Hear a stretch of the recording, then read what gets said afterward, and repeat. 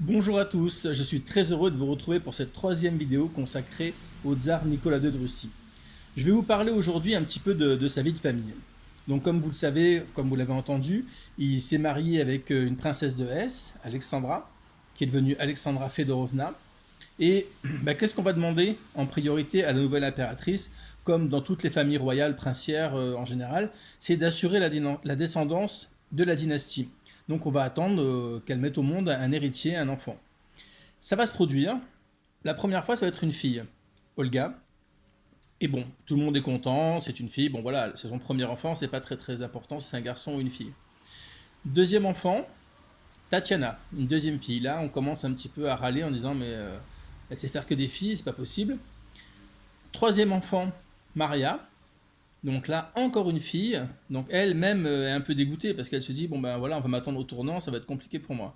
Et puis leur dernière fille, la dernière fille qu'ils ont, c'est Anastasia, la fameuse Anastasia. Donc Walt Disney fera un film sur elle, mais je vous en parlerai un peu plus tard pour démêler un petit peu le vrai du faux.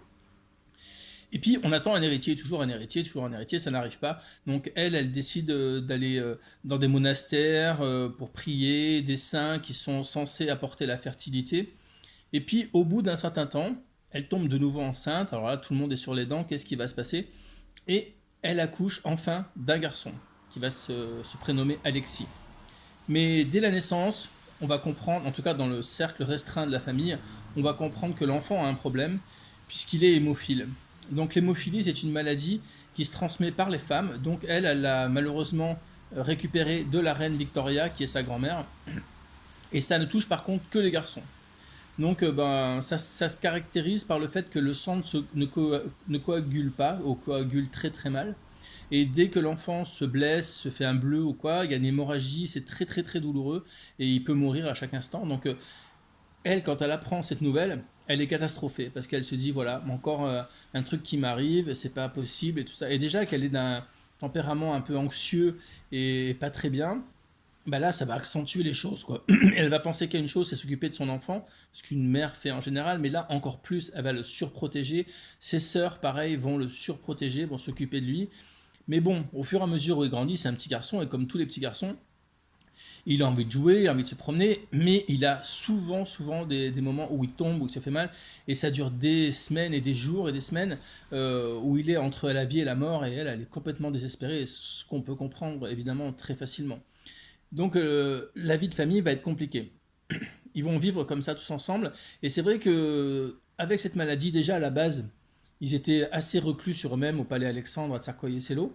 Mais là, ils vont quasiment plus du tout aller à Saint-Pétersbourg, ou très rarement, juste pour les manifestations officielles. Pardon.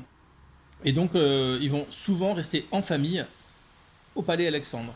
Et on va dire que si le tsar n'avait pas été tsar, il aurait eu une vie de famille parfaite. Il a 5 enfants, bon, un enfant malade, mais pour lui, ce qui est important, c'est sa famille. C'est vraiment rester en famille, partager du temps avec sa famille.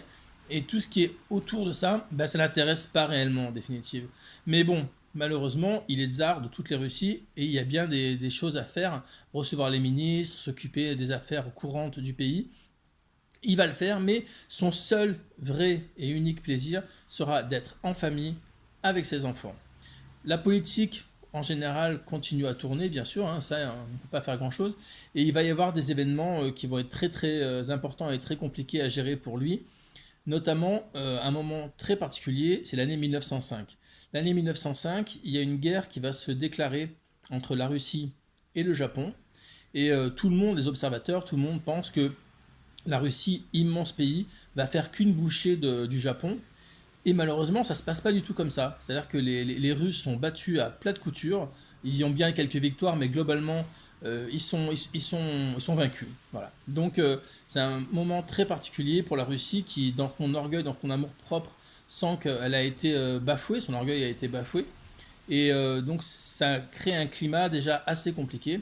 En plus de ce que je vous ai parlé dans la vidéo précédente, c'est-à-dire tous les ouvriers qui commencent à se plaindre un peu du fonctionnement politique et industriel dans le pays.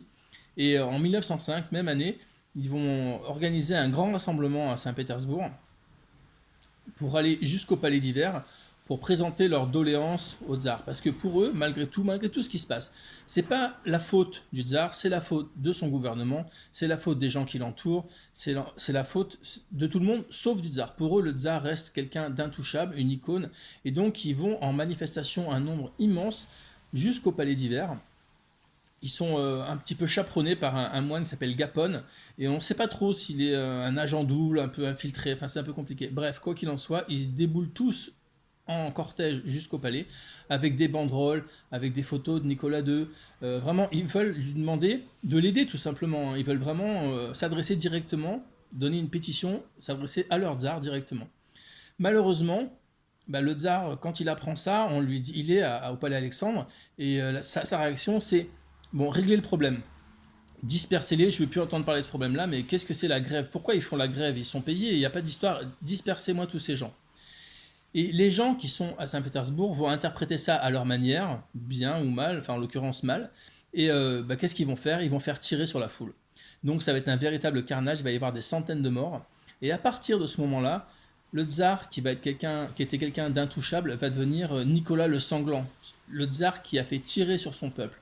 Et ça va être vraiment une période charnière dans l'histoire russe. Ça va être une pré-révolution qui va amener la révolution qu'il y aura un peu plus tard. Mais c'est vrai que comme ils vont faire ce massacre-là, ça va ramener l'ordre. Effectivement, alors là, il n'y a pas de souci, l'ordre est rétabli. Mais dans l'esprit des gens, quelque chose a changé. Dans le peuple russe, quelque chose a changé. Le tsar, le père du peuple, a fait tirer sur son propre peuple. Et ça, c'est très très très marquant pour eux. Voilà, je vous souhaite une bonne journée et je vous dis à demain pour une nouvelle vidéo. À bientôt.